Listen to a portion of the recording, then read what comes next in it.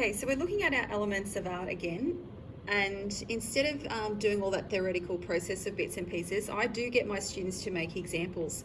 So when we're looking at line can be the edge of a shape or the direction of something in motion. So I get my students to do a line drawing. Now, even just finding a line drawing can be a challenge for students. So I usually have a collection of drawings in my room. And all it is for them to copy from, focusing on that element of art, which is line. Now, at different points of our sketching, I get the old, I can't draw, I don't know what to draw, it's too hard, I can't work out what everything is.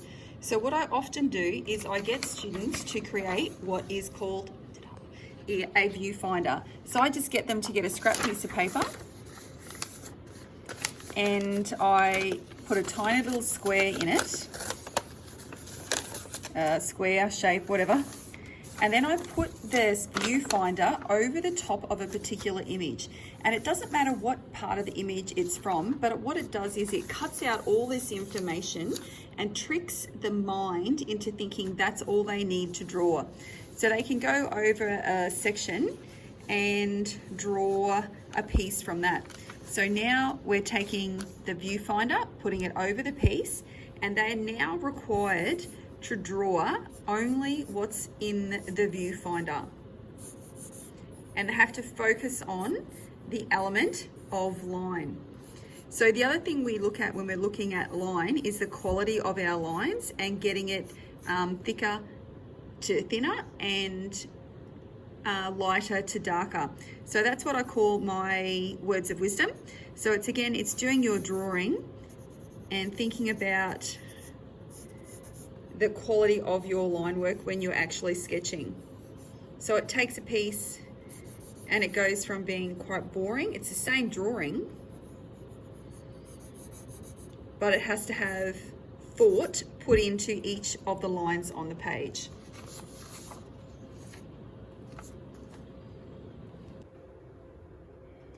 Another element of art is looking at shape, and we have our geometric and organic shapes. So what I do is I grab the scrap container of coloured card, and I get students to put them together to make shapes. So here you can see I've got a sort of a rectangle, and I'm putting that down. Here's a face that I got a student to put together for me.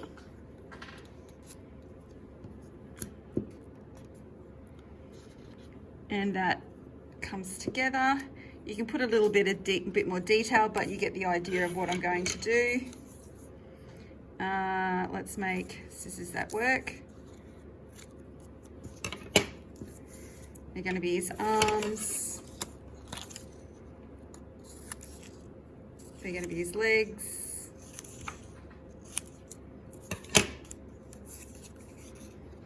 And what I try to do is I get students to present them in their sketchbooks, and then they have a collection of their elements of art of which they've made with their hands-on experience.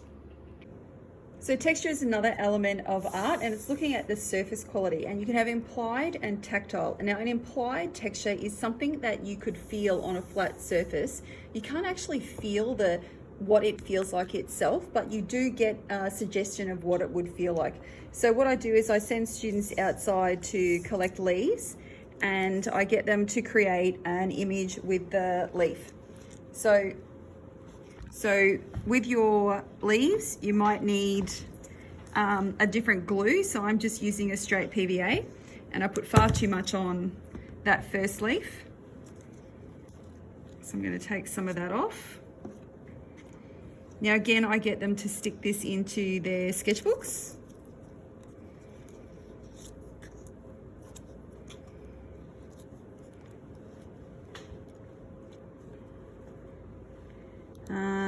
So we just put a few little leaves about place, and then that will come together to create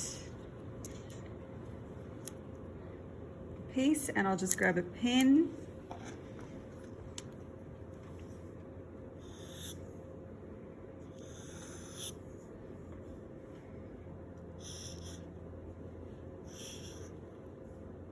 too close, but you get the idea.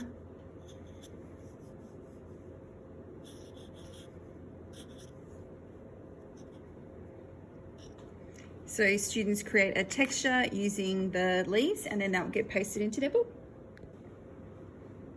We're going to look at the element of tone now, and the other word for that is value. So that's looking at your lights to darks. So what I do is I put out some charcoal, just some willow charcoal, and I suggest to the students that they sketch a dragon eye. You know why? Because a dragon sounds interesting to students, but I don't mind what they sketch as long as they're using the charcoal and they're focusing on that element of tone.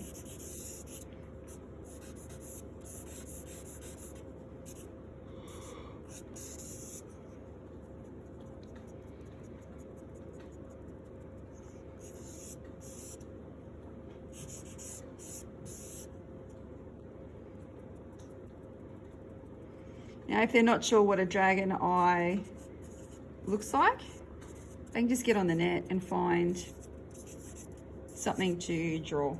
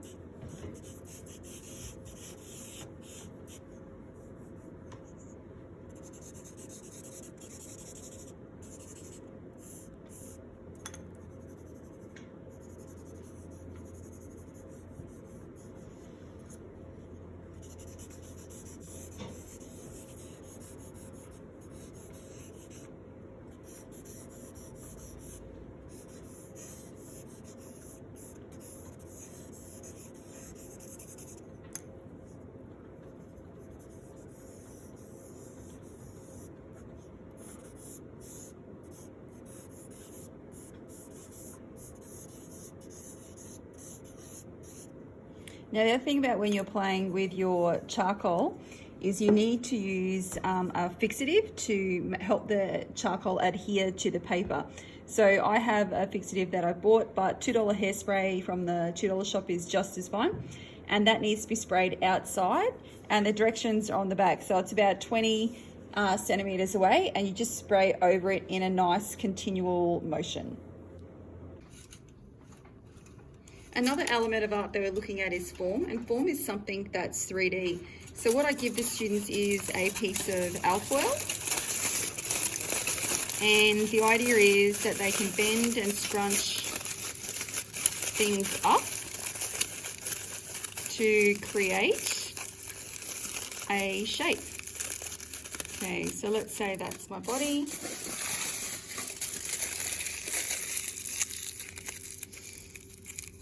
And that's going to be the head.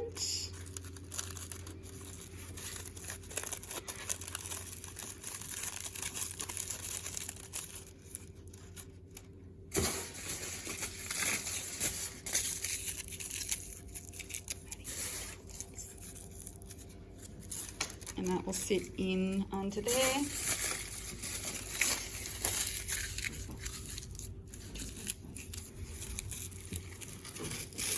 And that one will go under there like so. Now, not everything can get stuck into a folio.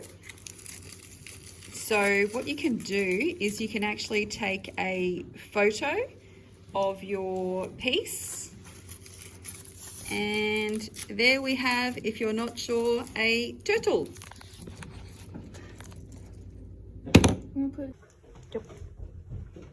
Another element of art is our colour. So for this exercise, we're looking at a monochromatic colour scheme. Mono means one, and the chromo means your colour.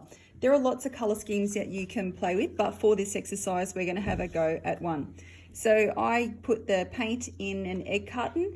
The reason I'm putting it in the egg carton is because when I have a heap of students painting away, and we need to pack up, and it happens quite quickly. Instead of cleaning all that sort of stuff up, we just throw the egg carton in the bin. Now, some of the details students go to is quite a lot. So I sort of stipulate I want nothing more than an A4 piece, and this would have to go into the drying rack. And now once they've done their monochromatic color scheme, then they need to paint a silhouette into something.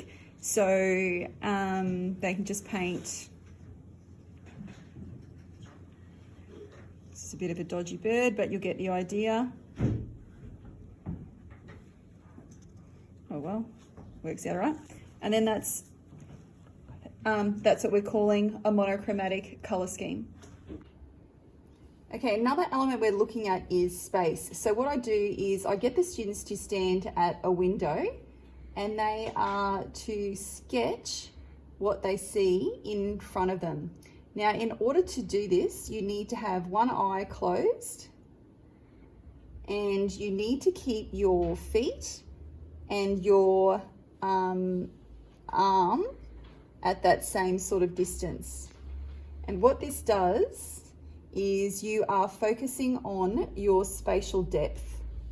So you're looking at what's in the foreground, what's in the middle ground, and what's in the background. So in my piece, I've got